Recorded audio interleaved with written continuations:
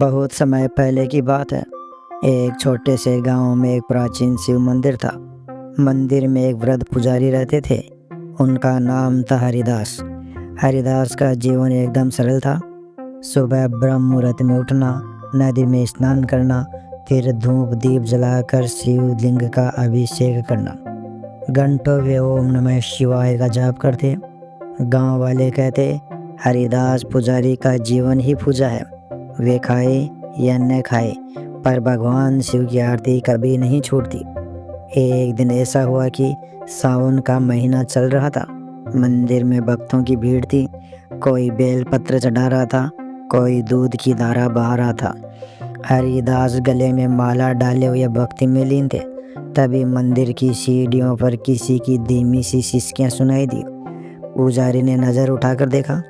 5-6 वर्ष का एक बालक बैठा रो रहा है। उसके कपड़े चीथड़ों से बने थे, पैर नंगे थे और गाल आंसुओं से भीगे हुए। पुजारी का हृदय द्रवित हो उठा। वे तुरंत पूजा पूरी कर उस बालक के पास गए और स्नेह से पूछा, बेटा तुम कौन हो, क्यों रो रहे हो? बालक ने सुबकते हुए उत्तर दिया, बाबा मेरा कोई नहीं है। मैं गांव-गांव भटकता हूँ, कहीं सहारा नहीं मिलता। भूखा था इसलिए मंदिर की सीढ़ियों पर आ बैठा। हरिदास की आंखें नम हो गई। उन्होंने बालक का सिर सहलाया और कहा, डर मत बेटा, अब तो अकेला नहीं है। आज से तू मेरा बेटा है और यह मंदिर तेरा घर। उस दिन से वह बालक मंदिर में रहने लगा। पुजारी ने उसका नाम गोपाल रख दिया। गोपाल के आने से पुजारी के जीवन में एक नई ऊर्जा आ गई। सुबह होते ही पुजारी उसे स्नान कराते, साफ कपड़े पहनाते और फिर साथ बैठाकर मंत्र सिखाते। बेटा देखो, यह बेल पत्र है, इसे भगवान शिव बहुत प्रिय मानते हैं। जब इसे चढ़ाओ तो मन में कोई बुरी भावना नहीं होनी चाहिए। धीरे धीरे गोपाल ने पूजा पाठ के संस्कार सीख लिए। वह दीपक जलाता, जल से शिवलिंग का अभिषेक करता, आरती में झांझ बजाता और भक्तों को प्रसाद बांटता। गांव वाले जब मंदिर आते तो उस छोटे से बालक की सेवा देखकर आश्चर्य करते। यह बच्चा साधारण नहीं है, यह तो जन्म से ही शिव का भक्त है। गोपाल भी अपने गुरु हरिदास से गहरा लगाव रखने लगा। वह हर बात में उनकी आज्ञा मानता, जैसे एक सच्चा शिष्य। दिन गुजरते गए। गोपाल अब 15 वर्ष का हो गया था। उसके चेहरे पर तेज झलकता था और पूजा पाठ में उसकी निष्ठा देखकर लोग प्रभावित हो जाते। पर समय किसी का इंतजार नहीं करता। पुजारी हरिदास अब बहुत वृद्ध हो चुके थे। एक संध्या की बात है। आरती पूरी कर वे अपने आसन पर बैठे हुए थे। गोपाल पास ही खड़ा था। पुजारी ने उसे इशारे से अपने पास बुलाया। गोपाल घबराया हुआ सा उनके चरणों में बैठ गया। क्या हुआ बाबा, आप इतने थके थके क्यों लग रहे हैं? हरिदास ने उसके सिर पर हाथ फेरते हुए कहा, बेटा अब लगता है मेरा समय पूरा हो आया है। शरीर साथ छोड़ने वाला है, पर मुझे चैन है कि तेरा सहारा है। यह मंदिर, यह पूजा सब अब तू संभालेगा। गोपाल की आंखों में आंसू छलक आए। बाबा आप मुझे छोड़कर मत जाइए, मैं आपके बिना कैसे रहूँगा? हरिदास मुस्कुराते हुए बोले, नहीं बेटा, ऐसा मत सोचो।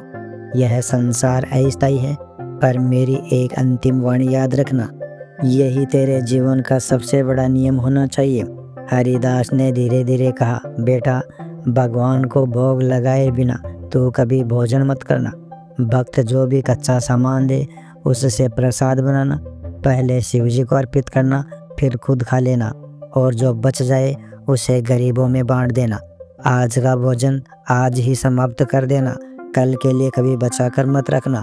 अगर किसी दिन कच्चा सामान न मिले तो शिव जी को केवल जल का भोग लगाना और खुद भी जल पीकर दिन गुजार लेना। यह नियम सिर्फ पेट भरने का नहीं है, यह भक्ति का व्रत है, इसे कभी मत तोड़ना। गोपाल रोते हुए बोला, बाबा आपकी हर बात में जीवन भर निभाऊंगा। हरिदास ने संतोष की सांस लेते हुए कहा, अब मुझे कोई चिंता नहीं है, तू है तो शिव जी की सेवा अटूट रहेगी। कुछ ही क्षण बाद उन्होंने आखिरी बार ओम नमः शिवाय का जाप किया और भगवान का नाम लेते लेते शांत हो गए। गोपाल ने अपने गुरु का अंतिम संस्कार किया। शिवलिंग के सामने हाथ जोड़कर गोपाल ने प्रण किया, बाबा आपके बताए हुए मार्ग पर ही चलूँगा, चाहे कैसी भी कठिनाई क्यों ना आए। पहले भगवान को भोग चढ़ाऊँगा, उसके बाद ही अन्न ग्रहण करूँगा।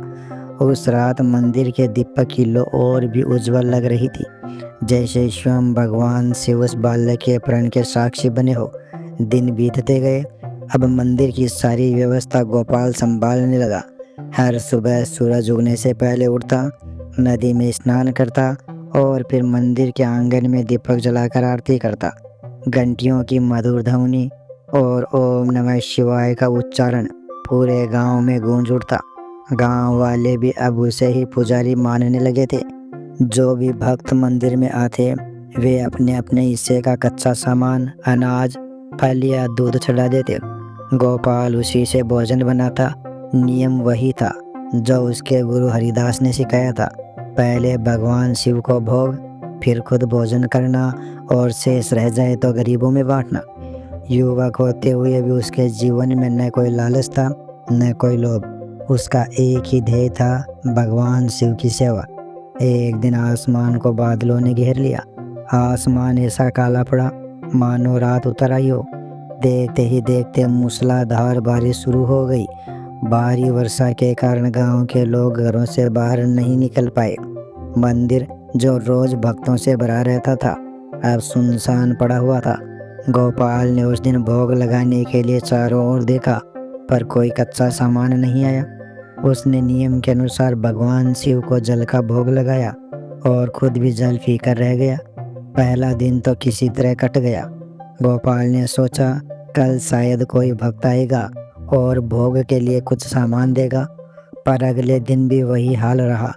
बारिश रुकने का नाम ही नहीं ले रही थी। मंदिर की सीढ़ियों पर जलधारा बह रही थी, कोई भी भक्त नहीं आया। गोपाल ने फिर वही किया, शिवलिंग पर जल चढ़ाया और खुद भी जल पीकर दिन गुजार दिया। अब तक उसका शरीर कमजोर पड़ चुका था। तीसरे दिन तक उसकी आंखें धंसने लगी, चेहरे की चमक फीकी पड़ गई, लेकिन उसने गुरु का उपदेश याद किया, चाहे कैसी भी भूख हो, नियम नहीं तोड़ना। वह शिवलिंग के सामने बैठकर बार बार बुदबुदाता, ओम नमः शिवाय, ओम नमः शिवाय। उसके शरीर की ताकत तो घट रही थी, पर भक्ति के लो नहीं बुझी। उधर कैलाश पर माता पार्वती ने देखा कि उनका बाल भक्त भूख से तड़प रहा है। उन्होंने करुणा से शिवजी से कहा, स्वामी देखिए न, आपका भक्त 3 दिन से भूखा है, केवल जल पीकर जी रहा है। अगर ऐसे ही चलता रहा तो वह मर जाएगा, आपको कुछ करना चाहिए। भगवान शिव गंभीर स्वर में बोले, देवी यह मेरी परीक्षा दे रहा है, मेरे लिए अपने गुरु की आज्ञा निभा रहा है, लेकिन ठीक कहती हो, अब इसकी सहायता का समय आ गया है।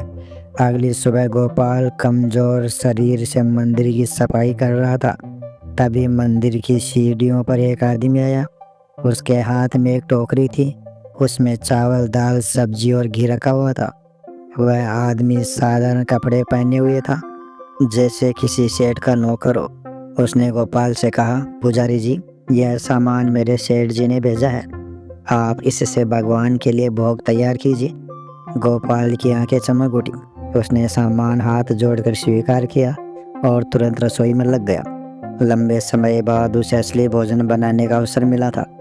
उस दिन उसने भोजन पकाया, शिव जी को भोग लगाया और फिर स्वयं भी खाया। शेष गरीब बच्चों में बांट दिया। ऐसा क्रम लगातार चलता रहा। हर सुबह वही नौकर आता और टोकरी में भरकर कच्चा सामान दे जाता। गोपाल प्रसन्न मन से रसोई बनाता, भोग लगाता और प्रसाद बांटता। लेकिन एक दिन उसके मन में प्रश्न उठ खड़ा हुआ। उसने सोचा, यह नौकर रोज आता है, पर आखिर यह भेजता कौन है? कौन सा सेठ जी है जो इतने दिनों से लगातार मेरी सहायता कर रहे हैं? अगली सुबह जब नौकर फिर आया तो गोपाल ने उससे पूछा, भाई तुम रोज यह सामान लाते हो, लेकिन मुझे बताओ यह भेजता कौन है? नौकर ने मुस्कुराकर उत्तर दिया, यह सब मेरे सेठ जी भेजते हैं। वे भगवान शिव के परम भक्त हैं। उनका आदेश है कि जब तक वर्षा हो रही है तब तक तुम्हें भोजन की कमी न हो। गोपाल ने गंभीर होकर कहा, ठीक है, लेकिन अब एक शर्त है, कल तुम तब ही सामान लेकर आना जब तुम्हारे सेठ जी स्वयं मंदिर में आए और भगवान का प्रसाद ग्रहण करें। अगर वे नहीं आए तो तुम भी मत आना, साफ साफ कह देना उनसे। नौकर थोड़ी देर चुप रहा, फिर सिर झुकाकर बोला, जैसा आप कहे। उस रात गोपाल शिवलिंग के सामने बैठा था। दीपक की लौ धीमे धीमे जल रही थी। उसने मन ही मन प्रण किया, अब चाहे जो हो, मैं सेठ जी को यहाँ लाऊंगा, जो रोज मेरी मदद करते हैं। उनका आभार तो भगवान के सामने ही मानूंगा। उधर कैलाश पर माता पार्वती ने मुस्कुराकर शिव जी से कहा, अब तो आपका भक्त जिद पर उतर आया है, अब आपको स्वयं जाना ही पड़ेगा। शिव जी ने गंभीर स्वर में उत्तर दिया, देवी ठीक कहती हो, अब समय आ गया है। अगली सुबह मंदिर का वातावरण पहले से कुछ अलग था। बारिश थमी नहीं थी, मगर आकाश में कहीं हल्की सुनहरी आभा झलक रही थी, मानो आने वाली किसी बड़ी घटना का संकेत दे रही हो। गोपाल ने स्नान कर शिवलिंग का अभिषेक किया और फिर रसोई घर में जाकर चूल्हा साफ करने लगा। तभी वही नौकर आया, लेकिन आज उसके हाथ में छोटी टोकरी नहीं थी। इस बार उसने बड़ी सी टोकरी सिर पर उठाई हुई थी। उसमें चावल, दाल, आटा, घी, दूध, फल, सब्जियां और मिठाई बनाने की सामग्री तक रखी थी। गोपाल हैरान होकर बोला, अरे आज इतना सामान, क्या बात है भाई? नौकर मुस्कुराकर बोला, आज मेरे सेठ जी स्वयं यहाँ आने वाले हैं। उन्होंने कहा है कि आज खूब अच्छा भोजन बनाना, वे खुद प्रसाद ग्रहण करेंगे। यह सुनते ही गोपाल का चेहरा खिल उठा, सच? आज सेठ जी आएंगे तो मैं उन्हें अपने हाथों से भोजन परोसूंगा। उधर कैलाश पर्वत पर माता पार्वती शिव जी की ओर मुस्कुरा कर देख रही थी। स्वामी, अब तो आपको भक्त के सामने जाना ही होगा। देखिए न, वह कैसे उत्साहित हो रहा है। आपके बिना तो उसका प्रण अधूरा रह जाएगा। शिव जी गंभीर स्वर में बोले, देवी, भक्त की इच्छा टालना अधर्म है, अब हमें उसके पास जाना ही होगा। फिर दोनों ने सेठ और सेठानी का रूप धारण किया। शिव जी ने एक धनी व्यापारी का भेष बनाया, रेशमी धोती, सुनहरी किनारे वाला कुर्ता, माथे पर तिलक और गर्दन में मोतियों की माला। माता पार्वती ने एक सुंदर सेठानी का रूप लिया, लाल बनारसी साड़ी, माथे पर बिंदी, हाथों में कंगन और चेहरे पर मधुर मुस्कान। दोनों ने जब आईने से साफ झील के पानी में अपना रूप देखा तो मानो सचमुच कोई अमीर सेठ सेठानी प्रकट हो गए हो। इधर गोपाल बड़े उत्साह से लगा हुआ था। उसने चूल्हे पर आग जलाई, घी डाला, चावल धोए और दाल बनाने की तैयारी करने लगा। वह बार बार सोचता, आज मुझे अपने हाथों से सबसे स्वादिष्ट रसोई बनानी है। इतने दिनों से सेठ जी मेरी मदद कर रहे हैं, आज उन्हें तृप्त कर दूंगा। धीरे धीरे मंदिर का आंगन भी सजने लगा। गोपाल ने फर्श पर गेरू से सुंदर आकृतियां बनाई, आंगन में दीपक जलाया और फूल बिखेर दिए। दोपहर होते ही मंदिर की सीढ़ियों पर दो छवियां प्रकट हुई, एक सेठ, दूसरी सेठानी। दोनों की चाल ढाल इतनी भव्य थी कि देखने वाले भी रुक गए। सेठ सेठानी ने धीरे धीरे मंदिर में प्रवेश किया। गोपाल ने दौड़कर उनके चरण छुए। स्वागत है सेठ जी, स्वागत है सेठानी जी।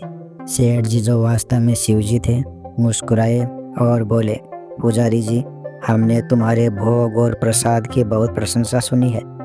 आज हम भी देखना चाहते हैं कि तुम्हारे हाथ की रसोई में कैसी महक है। गोपाल ने सिर झुकाकर कहा, सेठ जी, थोड़ी देर धैर्य रखिए, मैं बस रसोई बनाकर पहले भगवान शिव को भोग लगाऊंगा, उसके बाद आपको परोस दूंगा। सेठ सेठानी मंदिर के आंगन में आसन पर बैठ गए। गोपाल भीतर रसोई में लग गया। चूल्हे से धुएं की लहरें उठ रही थी, कढ़ाई में दाल उबल रही थी और रोटी सेकने की सुगंध पूरे मंदिर में फैल रही थी। उधर बाहर सेठ सेठानी आपस में मुस्कुरा रहे थे। माता पार्वती धीरे से शिव जी से बोली, देखिए स्वामी, आपका भक्त कितनी लगन से भोजन बना रहा है, इसके हृदय में कितनी निष्ठा है। शिव जी ने सहमति में सिर हिलाया, हाँ देवी, यही सच्ची भक्ति है। भोजन कैसा है इसका महत्व नहीं, भाव कितना है यही सबसे बड़ा है। और इस तरह भक्त की लगन और भगवान की परीक्षा दोनों मिलकर एक अद्भुत क्षण का निर्माण कर रहे थे। मंदिर के आंगन में सेठ और सेठानी आसन जमाए बैठे थे। बाहर से वे धनी व्यापारी लग रहे थे, लेकिन भीतर से वे स्वयं सृष्टि के स्वामी और शक्ति के स्रोत थे। इधर रसोई में गोपाल बड़े मनोयोग से भोजन बनाने में लगा था। उसके मन में उमंग थी कि आज वह अपने सेठ जी को ऐसा स्वादिष्ट भोजन खाएगा कि वे प्रसन्न हो उठेंगे। लेकिन इसी उमंग में उससे कुछ भूल हो गई। मिठाई बनाते समय वह चीनी की जगह नमक डाल बैठा। सब्जी में मिर्च कुछ इतनी ज़्यादा पड़ गई कि वह किसी के भी मुंह में आग लगा सकती थी। गोपाल को इन गलतियों का जरा भी भान न हुआ। उसका ध्यान बस भक्ति में था, स्वाद में नहीं। बाहर बैठे सेठ जी ने मजाक के अंदाज में आवाज़ लगाई, अरे भाई पुजारी, कितना समय लगेगा? पेट में तो चूहे कूद रहे हैं। भोजन तैयार हुआ है कि नहीं? गोपाल ने भीतर से ही उत्तर दिया, सेठ जी थोड़ा धैर्य रखिए, बस अभी तैयार होने वाला है। पहले भगवान शिव को भोग लगेगा, फिर आपको मिलेगा। सेठ जी ने फिर हंसकर कहा, तो क्यों न मैं सीधे रसोई में जाकर खा लूं? और कितनी देर इंतजार करूं? गोपाल दौड़कर बाहर आया। उसके चेहरे पर गंभीरता थी। नहीं सेठ जी, यह रसोई कोई साधारण रसोई नहीं है। पहले भगवान का भोग लगेगा, फिर ही कोई और खा सकता है। अगर आप मेरे यहाँ भोजन करेंगे तो आपको भी यही नियम मानना होगा। सेठ जी ने होठों पर हल्की मुस्कान दबा ली और सिर झुका दिया। ठीक है, जैसी तुम्हारी मर्जी। आखिरकार भोजन तैयार हो गया। सब्जी की खुशबू पूरे मंदिर में फैल चुकी थी। रोटियां तवे पर सिक सिक कर सुनहरी हो रही थी। गोपाल ने थाल सजाया, उसमें भोजन रखा और शिवलिंग के सामने रखकर भोग लगाया। उसकी आंखें बंद थी और होठों पर मंत्र था, ओम नमः शिवाय। उस क्षण मंदिर का वातावरण एकदम शांत हो गया, जैसे सारी सृष्टि उस भोग को स्वीकार करने के लिए ठहर गई हो। गोपाल जब बाहर लौटने ही वाला था, तभी शिवजी चुपके से रसोई में गया और दाल का एक चम्मच चख लिया। जैसे ही दाल मुंह में डाली, उनकी आंखें चौंधी आ गई। अरे यह क्या? इसमें तो इतनी मिर्च है कि ज्वालामुखी फूट पड़े। शिवजी का चेहरा लाल हो गया। वे सिसकारी लेते हुए बाहर निकले और जीभ पर हाथ रखते हुए बोले, हाय, यह दाल तो आग है। माता पार्वती यह दृश्य देख कर हंसी रोक न सकी। स्वामी, वक्त का भाव देखिए, भोजन का स्वाद मत देखिए। शिवजी मुस्कुराए, पर जीभ अब भी जल रही थी। तभी गोपाल भोग लगाकर आ गया। सेठ जी से बोला, अब भोजन तैयार है, आइए आसन पर बैठिए। सेठ जी ने सिर झुका लिया और बोले, अरे मुझे तो अब भूख नहीं है, तुम सेठानी को परोस दो। गोपाल ने सेठानी को थाली परोसी। माता पार्वती ने जैसे ही पहला निवाला लिया, उनके मुख पर दिव्य आनंद की आभा फैल गई। वाह, कितना स्वादिष्ट है! यह भोजन साधारण नहीं, यह तो अमृत है। गोपाल को आश्चर्य हुआ। उसने सोचा, अरे मैंने तो बस साधारण भोजन बनाया, इसमें इतना स्वाद कैसे आ गया? माता पार्वती ने स्वाद के चक्कर में सारी रसोई का खाना चट कर दिया। अब गोपाल और सेठ जी के लिए भोजन बिल्कुल भी नहीं बचा था। गोपाल ने कहा, सेठ जी आप तो भूखे रह गए और भोजन भी समाप्त हो गया। सेठ जी ने थाली में झांक कर देखा, उसमें बस एक दाल का दाना पड़ा रह गया था। उन्होंने उसे उठाकर मुंह में डाला और उसी क्षण एक चमत्कार हुआ। पूरी सृष्टि का पेट भर गया। गोपाल की भूख भी शांत हो गई, जैसे उसने अन्न का पहाड़ खा लिया हो। सेठ सेठानी ने एक साथ गहरी डकार ली और वातावरण गूंज उठा। गोपाल विस्मित रह गया, यह कैसी लीला है? यह तो साधारण मनुष्य नहीं हो सकते। अचानक सेठ सेठानी का रूप बदलने लगा। सेठ के वस्त्र झिलमिलाकर त्रिपुंड और जटा जूट में बदल गए। उनके हाथ में त्रिशूल और डमरू प्रकट हो गया। सेठानी का रूप तेजस्वी हो उठा। उनके माथे पर अर्ध चंद्र और गले में माला चमक उठी। गोपाल सन्न रह गया। उसके सामने स्वयं भगवान शिव और माता पार्वती खड़े थे। वह भूमि पर गिर पड़ा और हाथ जोड़कर बोला, हे भोलेनाथ, हे जगत जननी, मैं धन्य हो गया। आपकी कृपा के बिना एक अनाथ बालक का जीवन कैसे बदल सकता था? भगवान शिव ने उसके सिर पर हाथ रखा। वत्स, तूने भक्ति का मार्ग नहीं छोड़ा, चाहे कैसी भी कठिनाई आई, यही सच्ची साधना है। आज से तेरी सेवा को हम सदा स्वीकार करेंगे। माता पार्वती ने भी उसे आशीर्वाद दिया, तू सदा संतोषी और तृप्त रहेगा, तुझे कभी अन्न की कमी नहीं होगी। यह कहकर दोनों दिव्य आभा में लुप्त हो गए। मंदिर में दीपक की लौ तेज हो उठी। घंटियों की गूंज आकाश तक पहुंच गई। गोपाल अब अकेला नहीं था। उसे पता था कि उसके साथ साक्षात शिव और शक्ति है। उसने हाथ जोड़कर प्रण किया, बाबा की शिक्षा और भोलेनाथ का आदेश मैं जीवन भर निभाऊंगा। यह मंदिर हमेशा प्रसाद और भक्ति से भरा रहेगा। और इस प्रकार एक अनाथ बालक गुरु की आज्ञा और भगवान की कृपा से पूरे गांव के लिए भक्ति और विश्वास का प्रतीक बन गया। दोस्तों, सच्ची भक्ति वही है जिसमें भावनाएं शुद्ध हो, चाहे साधन कितने भी साधारण क्यों न हो। भगवान को भोजन का स्वाद नहीं बल्कि भक्त का प्रेम प्रिय होता है। गुरु की आज्ञा और मर्यादा का पालन करना ही जीवन के सबसे बड़े साधन है। कठिन समय में धैर्य और विश्वास रखने वाले को स्वयं भगवान भी सहायता देने आते हैं। अगर आपको यह कहानी अच्छी लगी हो तो इसे लाइक करना न भूलें। अपने दोस्तों और परिवार के साथ शेयर करें ताकि यह भक्ति भाव हर दिल तक पहुंचे। और ऐसी ही सुंदर कहानियां सुनने के लिए हमारे चैनल को सब्सक्राइब जरूर करें। आपके अनुसार भगवान शिव को सबसे अधिक कौन सी भक्ति प्रिय है, भव्य पूजा पाठ या साधारण परंतु सच्चे मन से की गई भक्ति? अपने विचार हमें कमेंट में ज़रूर बताइए। हर हर महादेव।